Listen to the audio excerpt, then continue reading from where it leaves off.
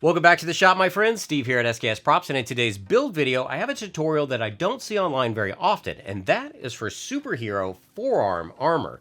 And I know it's a compound curve, it's kind of a complex shape, and if you're not used to making patterns for that kind of stuff, it can be a little bit difficult. So I did what I always do. I created a base pattern that you can download from my website if you would like to make your own.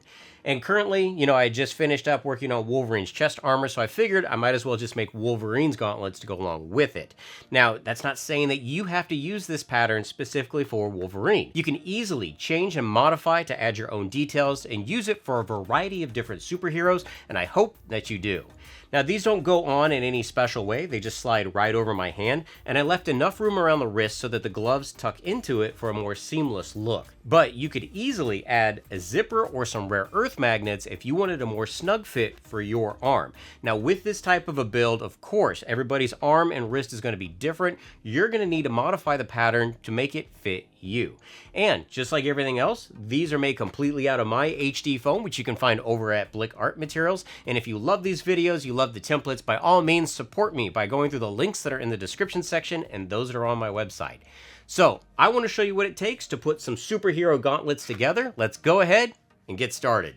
We're going to start this build by taking part A and transferring this onto some 6mm foam, making sure to note all of the heat and score lines. Then, using a well-sharpened hobby blade, I'm going to cut about 1/3 down into the foam. I make sure to wear my respirator because I'm going to be heating this material. Using my heat gun on the foam allows these cuts to open up, giving us some really nice crisp detail lines. This is going to be a seam with a lot of stress on it, so I'm going to use some weldwood contact cement along with a little bit of Bob Smith super glue. This double adhesive method will make sure that the foam holds, giving us the compound curve that we need. Part B is going to make up a detailed edge along the top, and this is going to be traced and cut out of some 4mm foam.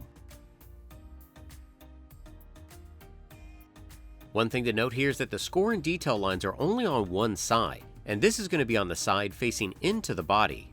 So I score the lines and check all of the cuts to make sure they're the proper depth and that all of them connect. Then, just like the main body of the piece, I can use my heat gun to open these cuts up.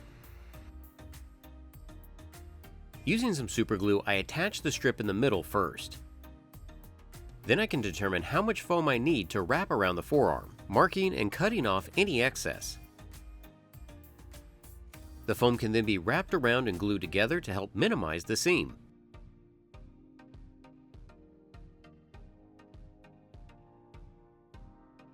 And of course, why not stop and make sure that it fits just right? This process could then be repeated for the other piece.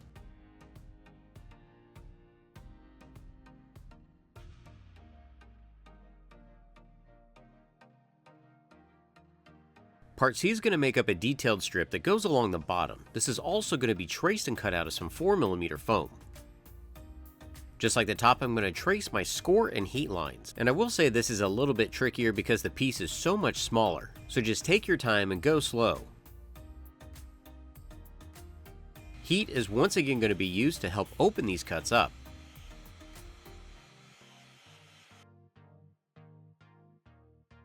I did draw a faint guideline around the bottom of this piece to help me line up the detail. Then I just glued it on with some super glue and trimmed away any excess on the back. And if you're going to use this template for other superheroes, feel free to change any of these details around. I was then able to sand the top and the bottom flush, while also rounding over the edge on the interior. With the top and bottom attached, I can now cut a strip of foam to reinforce the seam on the back. Also, if your seam isn't that pretty, this is definitely going to help hide it. Now, if you wanted to, you could cut this entire piece down that seam and install a zipper as well. To match the movie, I'm going to be adding some battle damage to these using my rotary tool.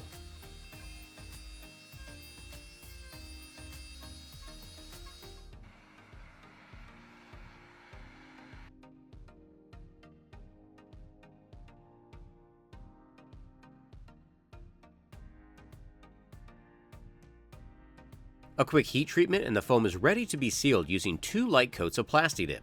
The Plasti-Dip will help seal the pores on the foam and give us a smoother surface and prep it for paint.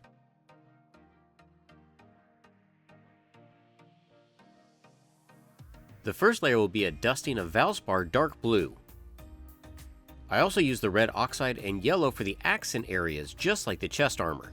The blue base color will once again be a mixture of cobalt blue, ultramarine blue, and a little bit of cadmium red.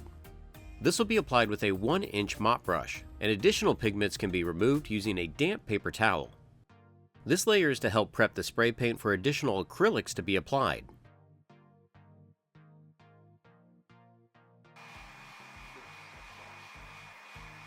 Just the cobalt blue will now be stippled and brushed onto the surface, just like I had done for the shoulder pads. I'm not trying to cover the entire surface. As you can see here, I want some variations in color.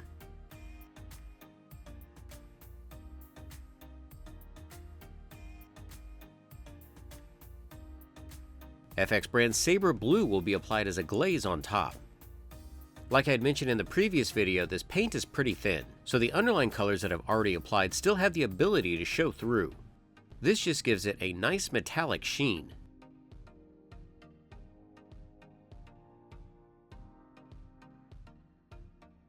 Yellow oxide, cadmium yellow, and raw sienna are mixed together for my yellow base layer. This pigment can then be applied inside of the score and detail lines. It doesn't really matter if you go outside these lines at this point because we're going to be applying some Mars Black later on.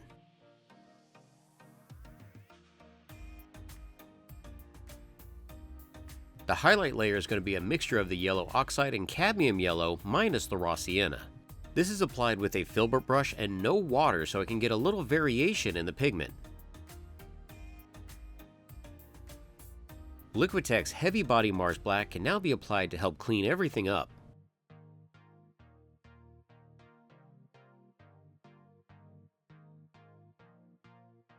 And I noticed from a reference, the inside back panel on the forearm should actually be black.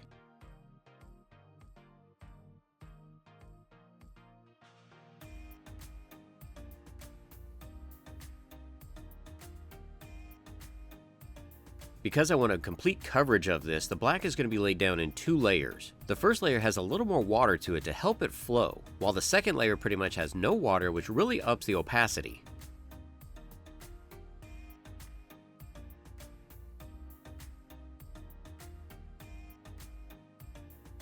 And as you can see here, I love the difference in the sheens, the metallic blue versus the matte black and yellow.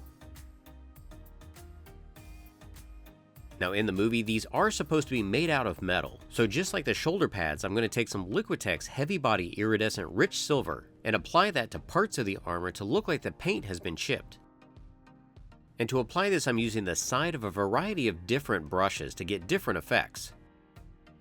The same silver is also applied to the trim pieces as well. And when applying a technique like this, always think about the story. Really visualize where would paint chip the most. So of course it's going to chip more on outside exposed edges versus on the inside of the forearm. And you don't have to be perfect with this process. From 6 feet away and for photos, the silver is really going to stand out.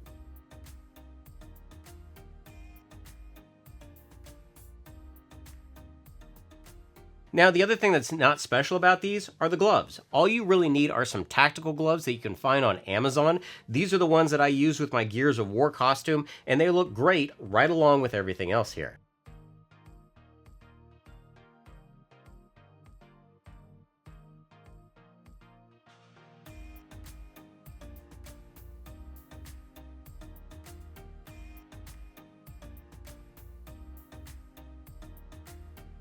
So y'all can see what it takes to put together your own superhero forearm armor. And again, hopefully you can utilize this not just for Wolverine, but for a variety of different superheroes. And if you are building any of my builds, be sure to tag me at SKS Props on Twitter and Instagram because I love seeing your creations. Until next time, build your best with the best.